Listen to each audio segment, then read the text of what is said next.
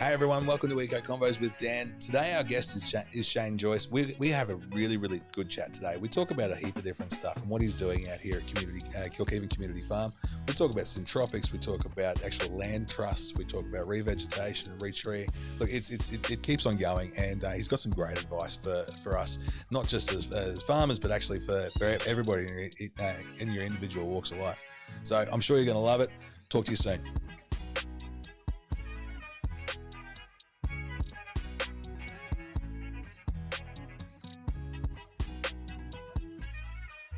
Hey everyone, welcome to Eco Convos with Dan. I'm your host, Dan Vanderhook, and we are out here in Kilkivan with Shane Joyce having a bit of a chat actually we're going to be chatting about a whole heap of things from syntropics to a bit of regenerative agriculture, some reforestation, revegetation, and we're also going to be talking about title trusts and how different things can be organised. So it's going to be a pretty cool chat.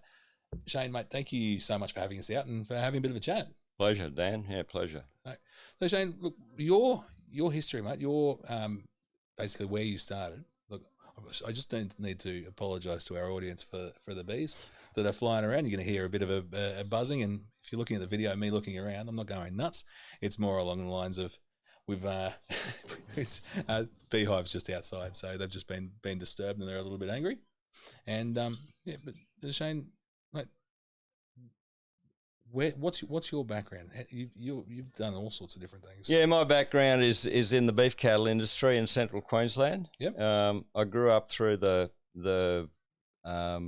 Brigalow development scheme, so a lot of land clearing, the advent of bulldozers and herbicides, and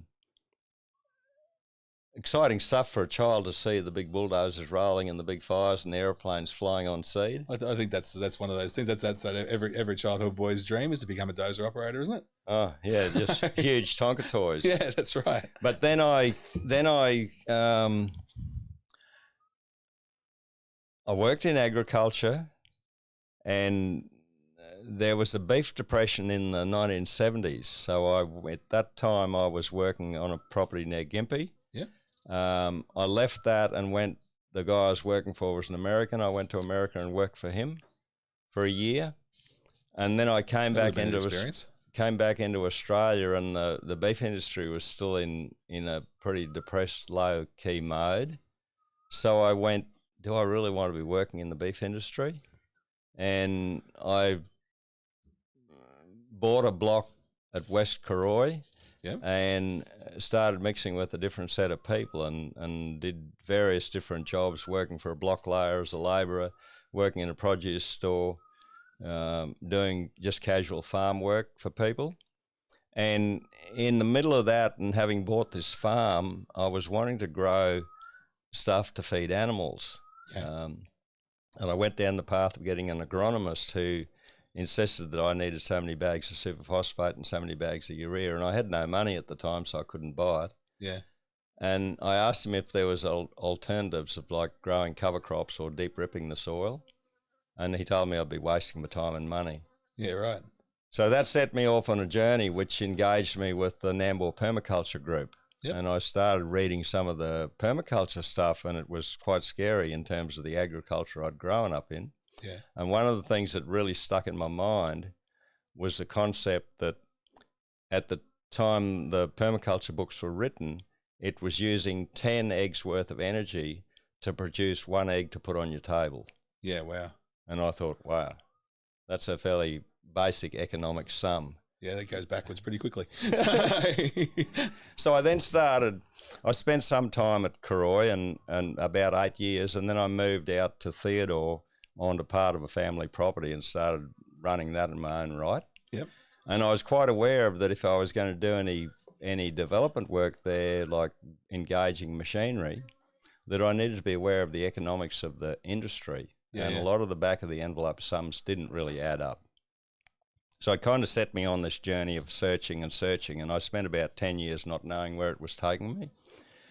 Then I came across Resource Consulting Service and their Grazing for Profit workshop. Yeah. So we've actually talked about that in the previous podcast, as well. So make sure you go back and listen to Leanne's podcast episode, because we go into that in a lot of detail. Yeah. But that got you, got you. That gave me the tools to to measure what I was actually doing in my operation.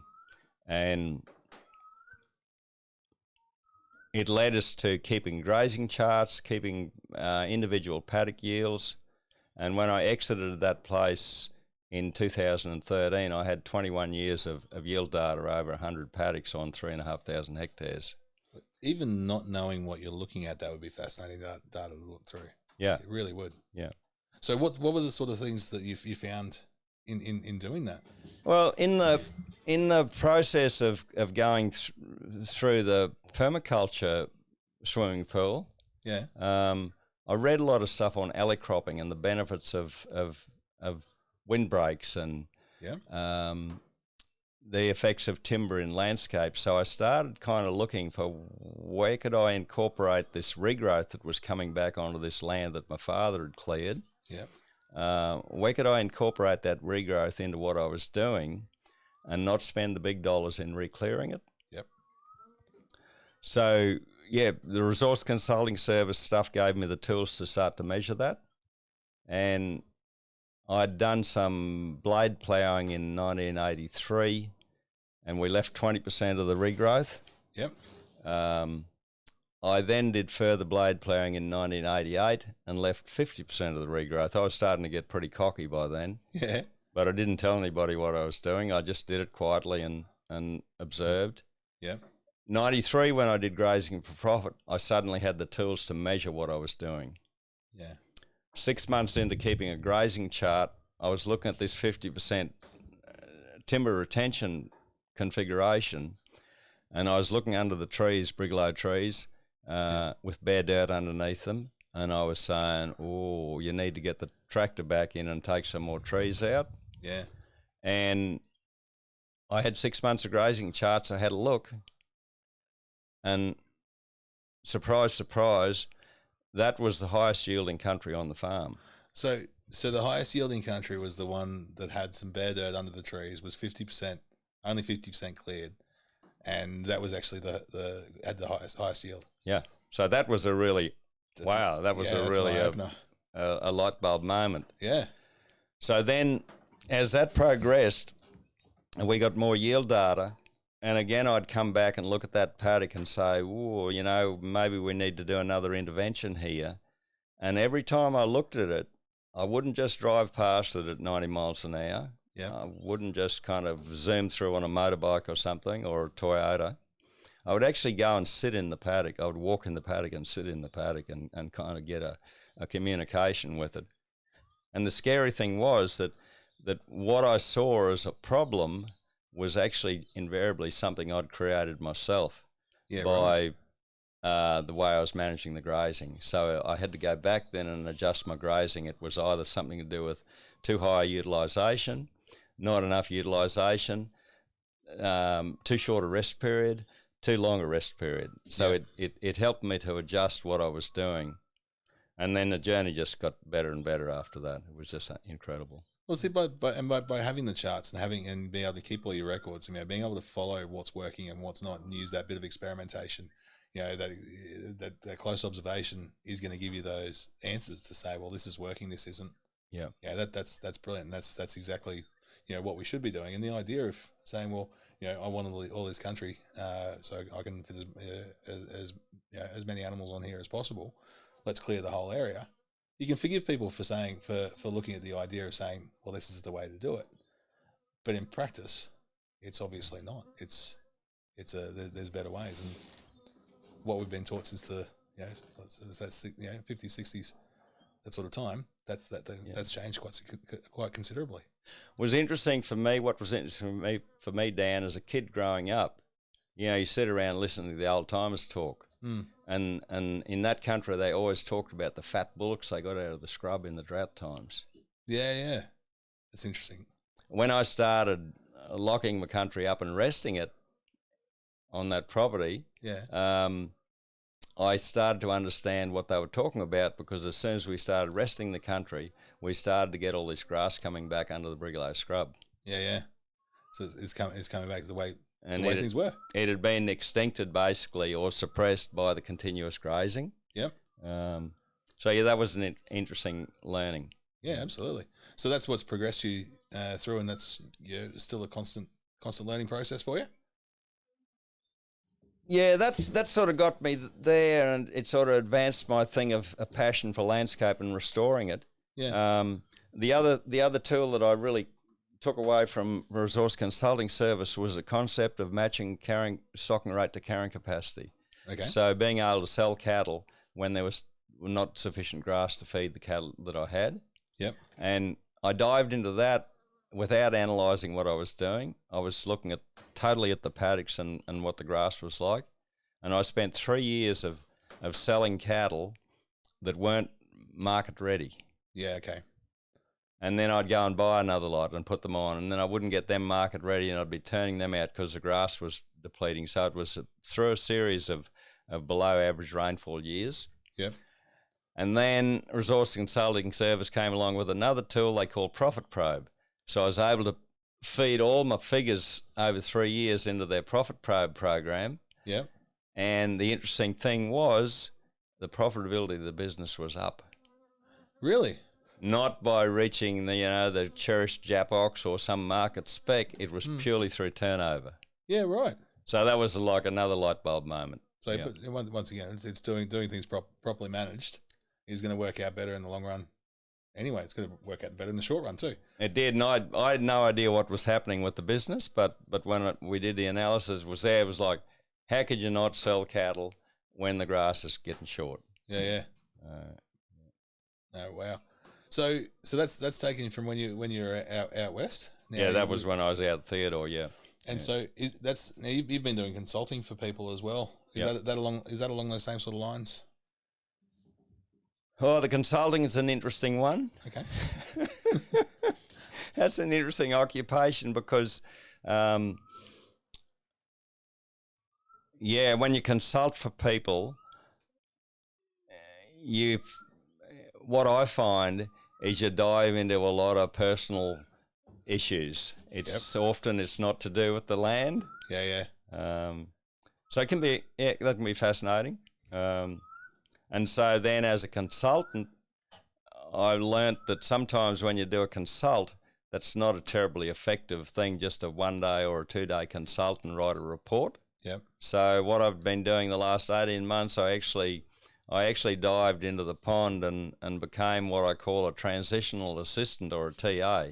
Okay. So I went and lived on this property for 18 months while they did that transition and from the old style continuous graze, all these different herds of cows, to where we created a rotational grazing system and started resting some of the country, and we rationalised all the different, what I call sacred cows. Yep. We had grey Brahmins, red Brahmins, we had Brangus, we had Angus, and Speckled Park. Okay. So I call them all sacred herds. So why is that? Sacred cows. They're all run separately. Yep. And the focus is on genetics. It's not on the condition of the landscape. Yep. So invariably what happens is you hang on when you should be selling cattle because it's this special genetics. Yep. So you went through and specified these are the breeds we want to keep, and moved on the rest. Yep. Yeah. Yep. And in the face of they'd already destocked, they already got down to a third of their normal numbers, so they were already lightly stocked. Yep. But we continued selling cattle into the market. And one of the strategies there was what I learnt from a stockbroker, Rene Rivkin, was the concept of locking in a profit. Yep. So when the prices are rocketing, between $4 and $6 a kilogram, how can you not sell cattle into that market and lock in a profit? Because if you hang on to them and let them grow, and suddenly the prices drop back down to $2 or $3, you end up in a mode of kicking yourself. Well, you actually you're selling for half the price. Yeah. Or you got to double the weight to get the same price. Yeah. So we kind of put a thing in that business of actually locking in a profit. Just go. Yeah. Forget everybody that's saying you got too much grass, you need more cattle. Yep. Just concentrate on how can we lock in a profit, and how can we also build the herd while we're locking in a profit. So we were selling all the cattle that didn't fit what they wanted, like bulls, cows, and we sold all the male weaners straight off the cows. We didn't retain them. We retained every heifer though. Yep. We retained every heifer, and my view there is we join those heifers, then go through and do a preg test. The ones that aren't pregnant, they're the ones you fatten and send off for meat works. Yeah. So I mean that's sort of, I mean that's smart, you know, and that's going through, and that's a consistent way to bring in good profits through your property, constantly, rather than just saying, right, we get to this point, you know, because you're going those same processes over and over again is what's been sending a lot of people broke. But that was a sort of probably a deviation from what I should have been doing in my life, but it was a good little retreat to get away from the last 2 years of being exposed to the mainstream. Yeah. But I learned a lot in that process. But yeah, my main focus is now come back to the coast and to this farm at Kilkivan. Yep. And I've also got a garden in Yandina. Yeah. Right. Okay, so you've diversified a bit more, and so we've got all sorts of things going on here. Yeah. In Kilkivan, it's 100. You said 350 acres. Yeah, 350 acres, 141 hectares. Yep. And my vision for this farm is to create what we've labelled the Kilkivan Community Farm. Yep. It's a little different to the communities that were set up in the 70s and 80s, where everybody gets a little block of dirt to build a house on and they all live happily ever after. Yep. Which they actually don't. Yeah. They can be quite dysfunctional as groups. In a lot of cases, yes, we have talked about that. So the idea of this community farm was to put the farm into a land trust. So we're creating, I believe, the first agricultural land trust in Australia. That we're doing in association with Sam Marwood at Cultivate Farms. And so Sam's doing all that legwork, which saves me doing it. Yeah. And so the land title will go into that trust. It will be in perpetuity. It can't be cut up for rural subdivision. It can't be sold for capital gains, Yeah. It'll remain as agricultural land. And we can then engage young people who are passionate about agriculture. This stage we have a young couple here, been here for 12 months. Yep. We have another lady who's just moved onto the farm, and we've got another lady who's going to move on here in the near future. Yep. So we're already starting to get people showing up. That didn't come exactly with ease. No. I've actually churned and burned 3 other people to get there. Yeah. You got to work to get the right fit. Yeah, that's the and I think that was what you were alluding to before, when you said about the fact that, you know, the communities that a lot of them that were set up weren't working as happily ever after as they wanted to, and a lot of that was because, you know, you'd have personality clashes and we'd have ideals clash. Yeah. So trying to find the right people. Yeah, and so it was. You know, we had 3 separate people come here. They started off and our visions didn't align, so it was relatively easy to move on to the next square. Yeah. And you know, part of you says, "Oh, this is never going to work." Yes. But I have this clear vision that it will work. It can work. It's a matter of having that vision that. And what we've done recently is we actually sat down and did a focused intent where we asked the land to call the right people. Okay. And that's been a real breakthrough. Yeah. In getting the people here. So can you go through a little bit more about that? Okay, so where does the focused intent come from? That's a recent addition to the toolkit. A lady called Lynn McTaggart, who many people may know of, wrote a book called The Field. Mm-hmm. She's done then another book called The Intention Experiment. And so she was doing these global intentions. One of the early ones was from a workshop in Sydney. They had seeds in a laboratory in California somewhere.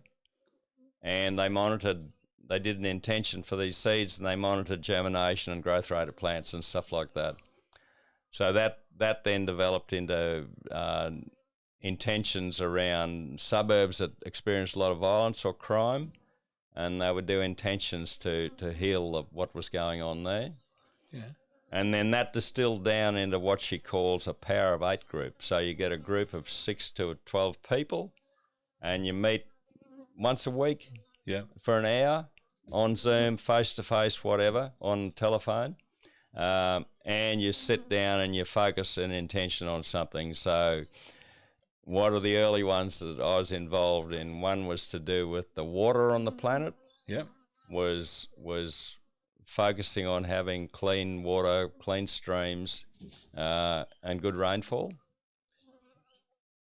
And many of the intentions are done around people's health issues. And Lynn's had tremendous success with basically people getting up out of wheelchairs, people getting over like 4th stage cancer, having total spontaneous remissions. So that's one of the powerful tools that's come into my universe in the last 6 to 12 months. So that's putting it's essentially putting putting it out there.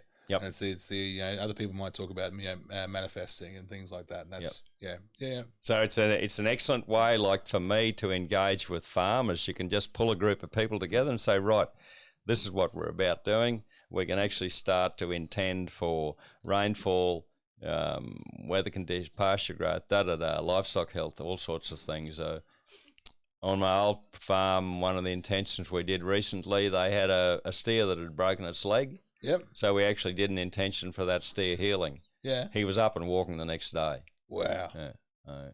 Incredible results. And it's unbelievable, but it's possible. Well, it's one of those things. I've certainly seen, there's been enough in this journey that I've been on just in the last 20 something episodes of doing the podcast. What sounds bizarre and sounds weird. Biodynamics is a perfect example. It's a lot of it is the weirdest idea, but it works. So regardless of where you sit, whether you think that essentially where your belief system is or anything like that, the proof's in the pudding. The stuff it works, and there's a reason for it. You might need to broaden your understanding and your your ability to discern an idea before you can actually explain it. So sometimes you don't need to explain things. But the interesting thing now, Dan, is we're in an energetic universe. Quantum physics is a reality, and the more we can engage these tools in agriculture, the better off we'll be. 100%. It's like we throw away the big hammer and the big machine, and get in there with the feather touch and create absolute magic. Stop going macro, bring it back to micro, and things will work. So I mean, one of the other things you've been doing here, I mean, you've got your syntropic growth. You've just started syntropic beds that are all going along, and you're going to be doing workshops and whatnot here too. So I dived into the syntropic pool, syntropic agroforestry, syntropic farming, many names it's got. I dived into that about 2.5 years ago, and I'd had 3 separate people bring me the message, and the third message was like, Shane, you cannot ignore this any longer. You've got to go. So I went down to Krishna Village at Murwillumbah, and did a 2-day workshop with Thiago Barbosa.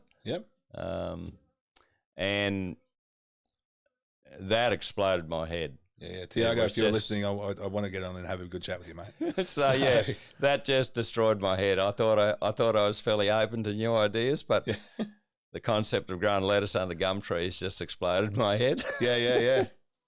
So then I came home, and Thiago's instructions were, go home, set up a 1-metre-long bed or a 2-metre-long bed. So I came home and set one up and played with that.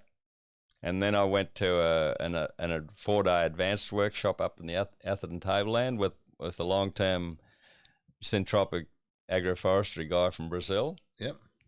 And that was so magic. Like Thiago and this other guy, Enrique, and his daughter. Like, if you can imagine going to a workshop and it's 4 days of laughter and jokes and storytelling. And huge learnings about agricultural systems.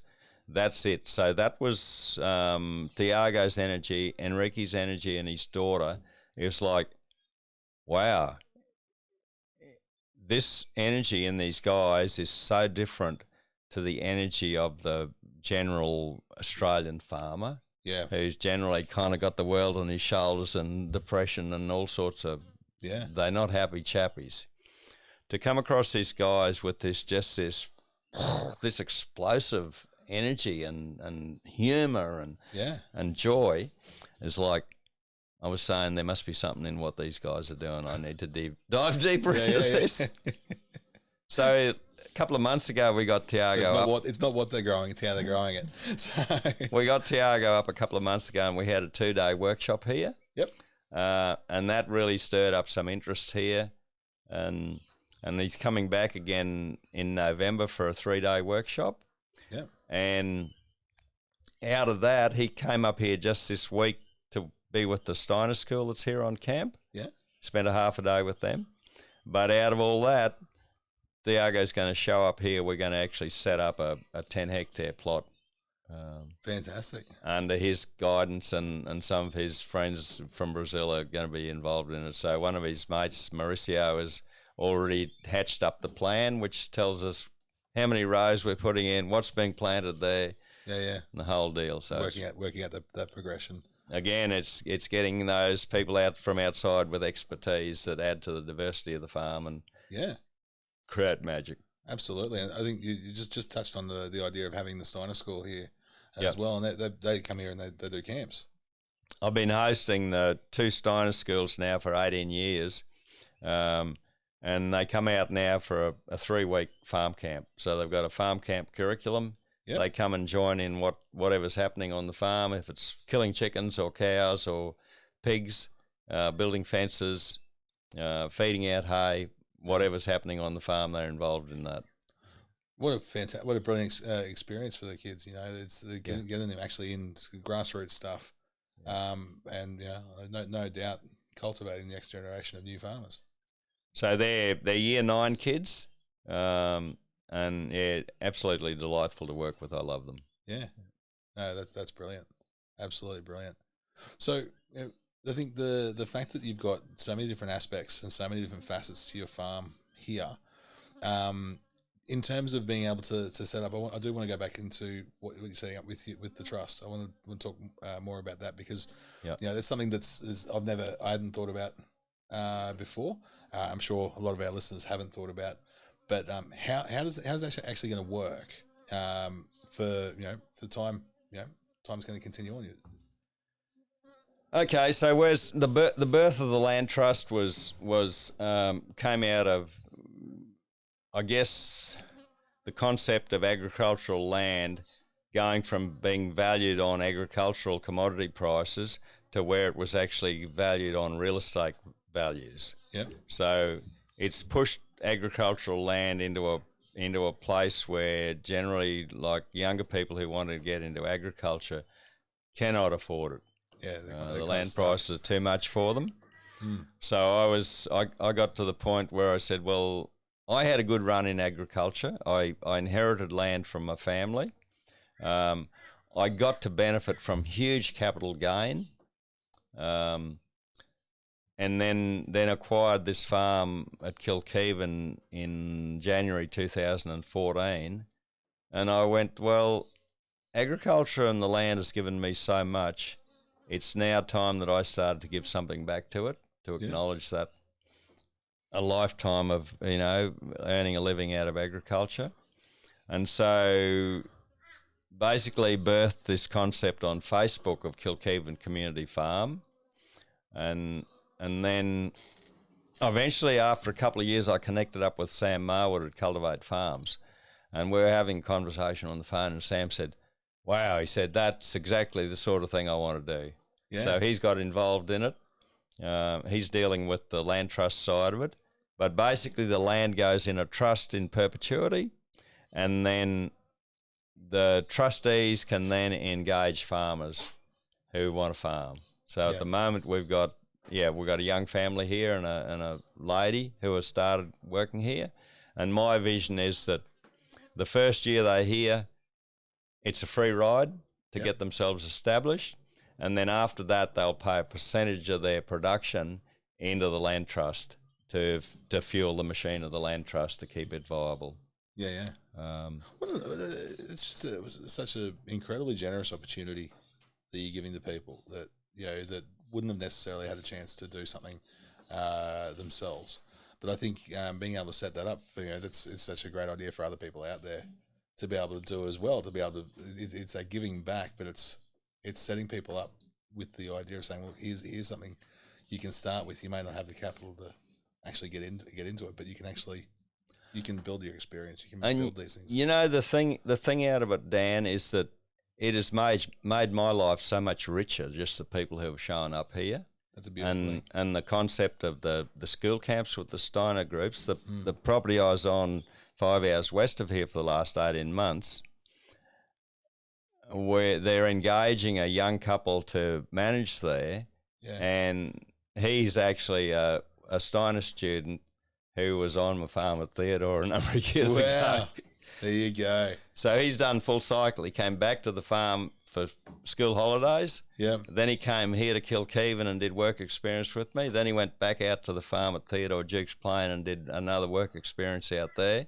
So he's been off on this journey, ended up managing a place at Bow Desert. Yep. And now he's coming back into the fold. So it's done full circle. So that, it is, that enriches my life so much when you see young people like that just engage and do that journey. Once again, if you're going to do that, that's the passion that's driving you through that, and that's a beautiful thing. Yeah. Shane, that's really cool, mate. And it's a heck of a legacy to build. Yeah, it really is. And what a for me, like, I was so just so fortunate to end up in the landscape I did at Theodore. Yeah. And to be able to create something there, and then end up at this landscape and be able to create something here. And it's like it's rolling. Yeah. It's rolling. So one of the biggest things that you've been we were talking about earlier is actually getting in and actually replanting trees. Yeah. And getting in and doing that. So we are running. I'm conscious that we are going to the point time wise and things like that. But I think that's important to talk about. So your plans for trees. Okay, yeah. So the tree thing, this farm is basically treeless. When I came here, I called it was a blank canvas. Yep. And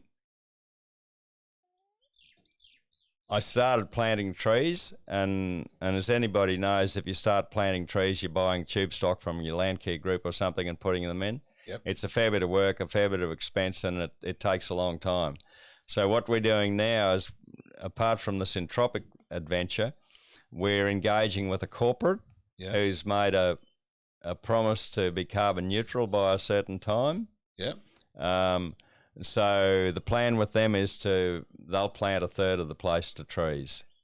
Great. So they'll fund that planting of trees. The third of the place thing comes from my work on the farm at Theodore. Yep. With tree cover and canopy cover. And I reckon that a third is a minimum. Yep. And the stuff I learnt when I was in permaculture was ecosystems collapse when you take them down to less than a third. So if we want to start an ecosystem, we've got to shoot at least for a third. Yeah. And I think that when we nail that third, we'll be going for the 2/3 next up. Yeah. So I think that's brilliant. So being able to have that land here so you can actually be providing it for people, not only to be farming as well, but now you're providing to the corporate world to be able to work on their carbon neutrality but at the same time, now you're actually building, you're sequestering carbon in the soil here too, which is now also increasing the viability of the land here too. It's just so layered. It's brilliant. Yep, and it engages, like we've engaged with the land care group in Gympie. Yep. We've engaged with the Mary Valley Catchment Coordinating Group. Yep. So they've funded a couple of tree plantings here, some gully erosion projects, and I then reached out to the local Koala Action Group. I said, hey, we're happy to plant trees. We want to create a corridor between Wide Bay Creek and the Mudlow National Park. Yeah. And they came up with 100 trees a couple of years ago. Yep. And they've just recently, I think we scored another 250 trees from them. Wow. So that'd we're reaching out to those sort of groups and saying, hey, we want to dance with you. Yeah. Let's tango. That's fantastic. Look, I think that's, how do you finish it better than that? Let's tango. Yeah, mate. Yeah. Look, I do go through and talk with all our guests. We go through a series of questions. Go through our 1660. All right, you ready to go through it? Quick fire questions. So it's not 60 seconds per question. It's total. Yep. We haven't had anyone be able to do it yet. Yeah. I think we got 75 seconds. All right. Let's get through and try and do it. What's a personal habit that contributes to your success? Passion. Love it. What's the best advice you've ever received? You can't do it. Yes. What's the one thing you're most fired up about today? Oh, syntropics. Yep. Yeah, syntropic agriculture. If you could recommend one book or podcast to our listeners, what would it be and why? Woo! Masanobu Fukuoka, The One Straw Revolution. Yeah. What personal goals are you hoping to achieve in the next 12 months? 10 hectares of syntropic agriculture on this farm. 10 hectares. And financial abundance from that. Beautiful. All right, the mystery question. If you could use magic to do one mundane task for the rest of your life, what would it be and why? Magic? Yeah. That'll be the power of 8 groups and focused intention. Yep. All right. Perfect. All right. Mate, that's absolutely brilliant. Now, Shane, mate, look, thank you so much for your time. I really do appreciate it. I know you're a busy man. But before we actually close out, what's something that our audience can do? What's something they can do, whether it's getting out and helping you, or whether it's actually really progressing their own journeys.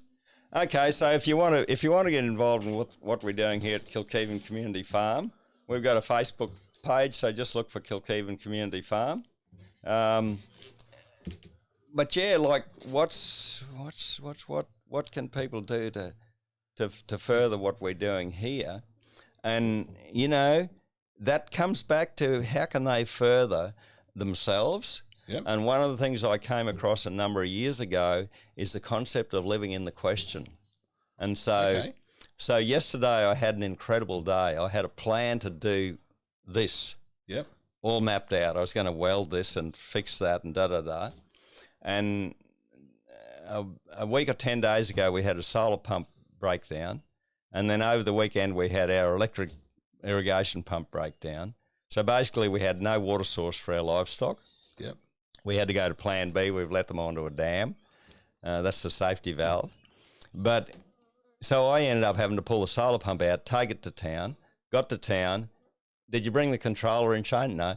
We need the controller. So I then had to come home, get the controller, take it back. So I spent 5 hours on the road just going in and out of Gympie doing stuff. Yep.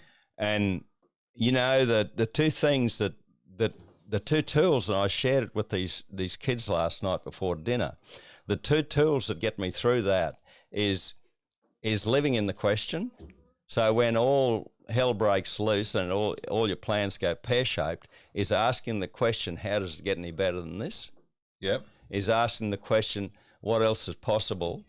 And the other one is the attitude of gratitude, of being grateful. I was so grateful because when I took the solar pump in, I missed breakfast here, but I got to have breakfast in town, coffee and, hot breakfast. Yeah. And then the second trip in, I just happened to be there at lunchtime.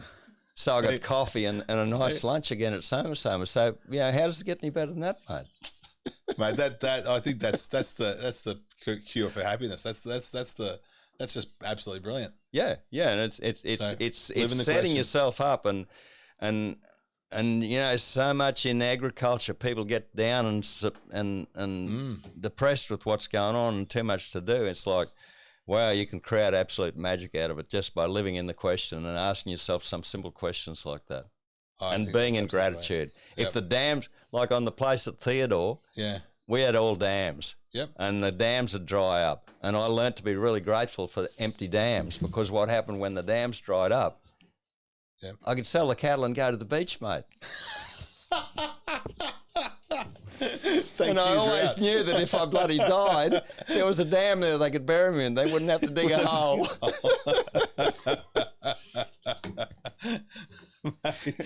That's brilliant. Well, look, live in the quest and have an attitude of gratitude. Yeah, and maintain a hell of a sense of humour. Well, you've done that, absolutely. Look, Shane, mate, thank you again for your time, and I really, really appreciate it. It's been a blast, mate. So cheers. Thanks, Dan. Everybody, look, I'm sure you enjoyed that. You will when you've already listened to it, so you did enjoy it. So for those of you who are recommending friends, make sure you tell them to get through to the end, because they're going to have a good giggle. All right. Thank you, everyone. Talk to you next time. Cheers. Thanks, everybody, for tuning into this episode. I'll tell you what, where we went on this journey was totally different to where I thought we were going to go, but I think Dan and I have had a hell of a lot of fun. Enjoy. Tune into our Kilkivan Community Farm Facebook page. Share this with your friends, because I'm sure that if nothing else, you may get a laugh out of it. Good on you, Shane. Cheers, mate. Talk to you later, guys.